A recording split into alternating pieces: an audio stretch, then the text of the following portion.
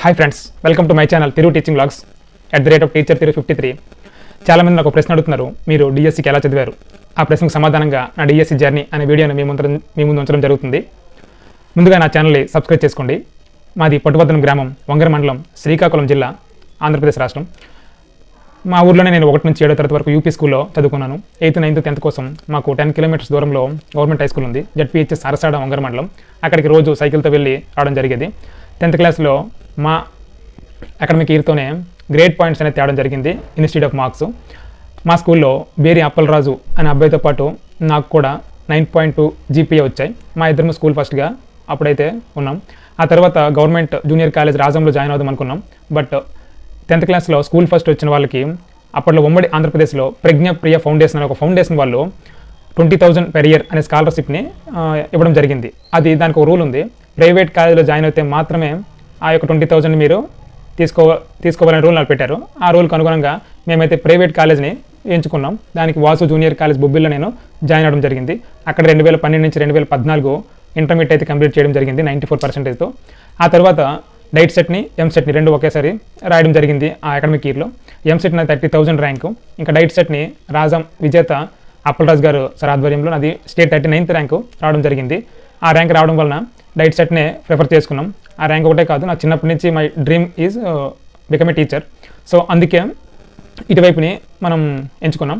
ఆ తర్వాత డైట్ కౌన్సిలింగ్లో వేణుగోపాలపురం, విజయనగరం జిల్లా ఎంచుకోవడం జరిగింది.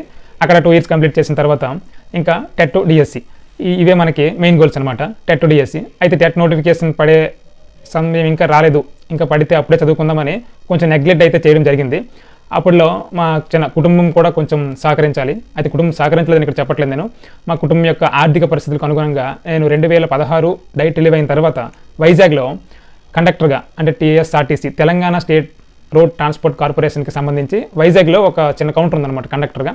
సో వాళ్ళకి ఇక్కడ ఉద్యోగం కావాలంటే అవుట్ సోర్సింగ్లో నెలకి 6,000 మనకి సంపాదన, అంటే 6,000 జీతంతో అక్కడ సంవత్సరం పాటు ఉద్యోగం చేయడం జరిగింది. ఆ తర్వాత మనకి మన స్టేట్లో ఫస్ట్ టెట్, అదే ఆన్లైన్లో టెస్ట్ పెట్టడం జరిగింది. ఆ టెస్ట్కి నేను మళ్ళీ ఆ ఉద్యోగం మానేసి రాజం విజేత కోచింగ్ సెంటర్లో జాయిన్ అవ్వడం జరిగింది. అప్పుడు మనకి అప్పలరావు సార్ కూడా చాలా సహకరించారు. రోజు ఆయనే నైట్ స్టడీలు కూడా చూస్తూ ఉదయం బాగా కోచింగ్ ఇస్తూ చేశారు. అందుకే నాది టెట్లో శ్రీకాకుళం జిల్లా ఫస్ట్ వచ్చింది, 136 మార్క్స్ అవుట్ ఆఫ్ 150. ఆ మార్క్స్ నాకు డిఎస్సి కూడా చాలా సహాయపడ్డాయి. ఆ మార్కులు తర్వాత డిఎస్సికి వెంటనే మాకు ఒక 6 నుంచి 12 నెలలు మధ్యలోనే డిఎస్సి నోటిఫికేషన్ రావడం, 2018 డిఎస్సి. ఆ డిఎస్సికి బాగా చదవడంతో డిఎస్సిలో జిల్లా 5th ర్యాంక్ సంపాదించడం వలన నాకైతే ఇప్పుడు పొందూరు మండలంలో ఎంపీపీ స్కూల్ గూనాన్పేటలో పోస్టింగ్ ఇవ్వడం జరిగింది. ఇది డిఎస్సి జర్నీ క్లుప్తంగా. అయితే ఈ డిఎస్సి వెనుక ఉన్న కష్టాలు, ప్రతి విజయం వెనుక ఎన్నో కష్టాలు ఉంటాయి కదా, ఆ కష్టాల మాదిరిగానే నా కష్టాలు కొంచెం ఇప్పుడు చెప్తాను చూడండి. టెట్కి వచ్చిన వెంటనే అప్పటికే చాలామంది కోచింగ్లన్నీ అయిపోయినాయి, నేను ఇంకా అప్పుడే జాయిన్ అయ్యాను. అంటే నోటిఫికేషన్ మరికొన్ని వారాలు పడుతుందనగా నేను టెట్కి జాయిన్ అవ్వడానికి వచ్చాను అనమాట. అప్పటికే గందరగోళం అనమాట, ఇంకేం చదవాలి, ఎలా చదవాలి, అందరూ ఇప్పటికే కంప్లీట్ చేసి ఉంటారేమో, మనం ఎలా చదవాలి, ఇంకా మనం వెనకబడిపోయామేమో, టెట్లో మంచి మార్కులు రావేమో, డిఎస్సికి అందరూ బాగా చదివేస్తుంటారు, మనం చదవలేమేమో, ఇన్ని క్వశ్చన్లు మధ్యన కొంచెం చదవడానికి ఫస్ట్ ఒక 10 daysలో ఇబ్బంది అయిందనమాట. కానీ ఆ తర్వాత బుక్స్ని మెల్లమెల్లగా సారే నాకు సహకరించి కొంచెం బుక్స్ ఏర్పాటు చేయడం, ఫ్రెండ్స్ సహకారంతో మరికొన్ని బుక్స్ తెచ్చుకొని మెల్లమెల్లగా, అంటే బుక్స్ ఒకవైపును డైట్ బుక్స్ ఒకవైపు, అంటే అకాడమిక్ బుక్స్ ఒకవైపు, డైట్ బుక్స్ ఒకవైపు, రెండు కోఇన్సిడెంట్ చేసుకొని మెల్లమెల్లగా చదవడం ప్రాక్టీస్ చేసాం. అప్పటికే సార్ కోచింగ్ అలా మెల్లమెల్లగా అవుతుంది. అయితే మా బ్యాచ్తో మళ్ళీ కోచింగ్ని పూర్తిగా మాకు కూడా ఇవ్వడం జరిగింది. ఎలా చదివామంటే అకాడమిక్ బుక్స్ అంతా ఒక పూట, సైకాలజీ, మెథడాలజీ ఈ బుక్స్ అంతా ఒక పూట, ఇలా చదువుకోవడం వలన రెండు సైమల్టేనియస్గా మేనేజ్ చేయడం జరిగింది. అయితే ఎలా చదవాలంటే ఒక బుక్ని ఫస్ట్ మనం ఎలా చదువుతాము, అంటే బిట్ ఎలా వస్తుంది, ఫస్ట్ చదివినప్పుడు 2-3 సార్లు చదువుతాం, అలాగే ప్రతిసారి అలాగే చదవాలన్నమాట. అలా చదివితే మన మైండ్లో ఆ బిట్ అనేది కాంక్రీట్ అయిపోద్ది, అలాగే ఉండిపోద్ది అనమాట. ఒక బుక్ని అంటే ఫస్ట్ ఒక 6 గంటలు చదివితే రెండోసారి 6 గంటలు చదవమని కాదు, ఫస్ట్ ఎంత శ్రద్ధ పెట్టి చదువుతామో రెండోసారి, మూడోసారి, నాలుగోసారి కూడా అంతే శ్రద్ధ పెట్టి చదివితే విజయము మనకే, మన వశమే అవుతుంది.